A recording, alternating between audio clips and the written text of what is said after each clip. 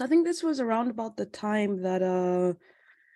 was in the mid-Trump administration, around 2019 or so, where we got increasingly a lot of news, especially from American media outlets, talking about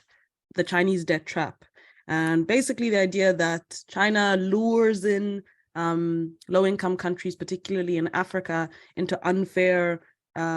predatory loans that they basically think that they won't be able to pay back,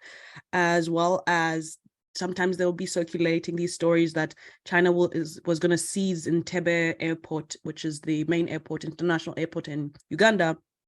But on kind of closer examination, a lot of those actual stories, like the seizing of the Entebbe airport, was factually incorrect.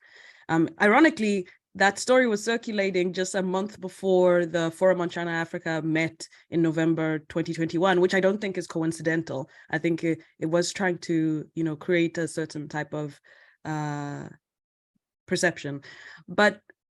one is that that's not the case. The issue with the Entebbe airport is that the people who'd brokered the deal had taken for granted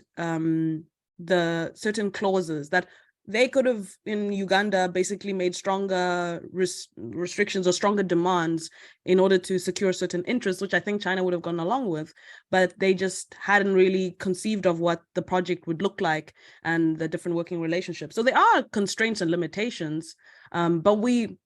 live in a world not of our making, and we find ourselves in a capitalist world where there are certain things we need to do, and there's certain economic relationships that already exist, but we're trying to advance with the best we possibly can. But with the debt trap narrative, I think it's kind of ironic because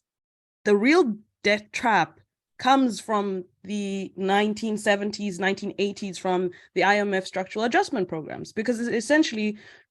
gave clear conditionalities that you need to liberalize your economies, you need to privatize your common resources, you need to lower spending on social services, you need to prioritize infrastructure that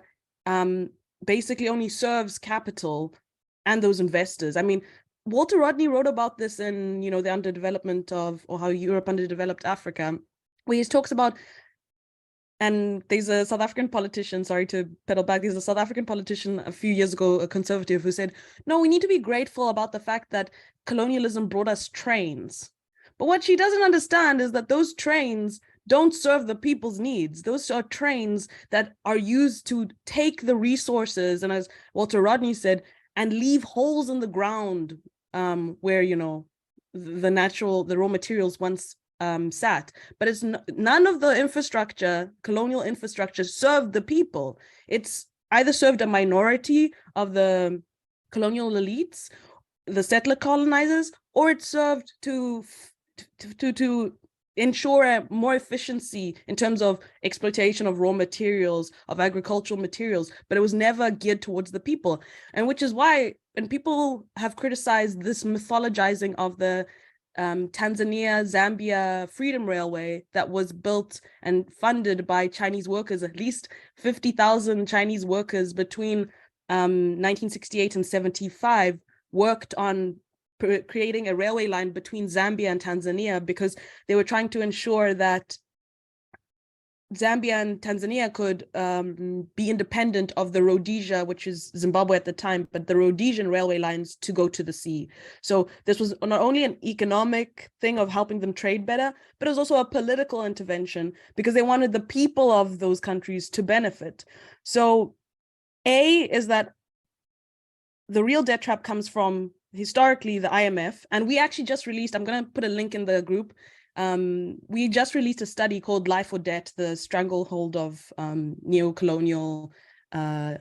financial institutions. And we have done work with they're called CAPE, the Collective of African Political Economists, who have made certain proposals on what could shift and address the debt crisis without relying on having to go to the West to address those things. So I'm going to share a link there. But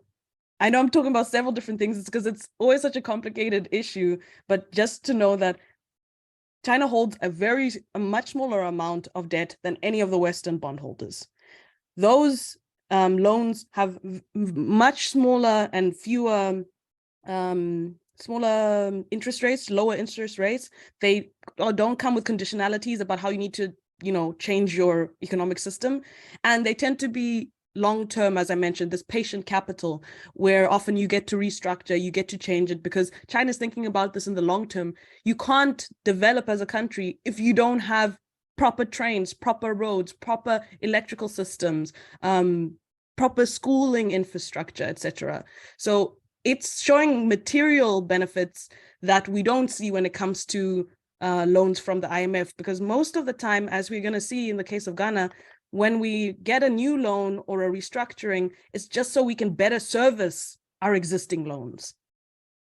And so now we're also going to see, when it comes to the common framework that China sits in, which is basically how we're going to deal with the debt crisis at the UN level, it's going to be interesting to see what role China plays in terms of pushing and pressuring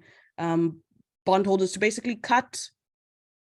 these, essentially, what's the word? Not erroneous,